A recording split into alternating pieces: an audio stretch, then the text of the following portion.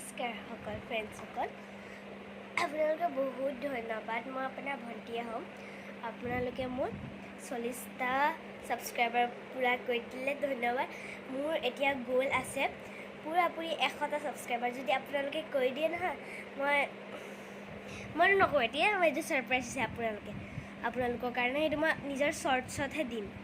আৰু আপুনি মোৰ ভাইটিকটো দেখিছেই, আৰু যোনে যেতিয়া মোক জানে আৰু মোৰ ভাইটিকো জানিব চাগে, সেইকাৰণে মোৰ ভাইটিকো আপোনালোকে ছাবস্ক্ৰাইব কৰিব দেই।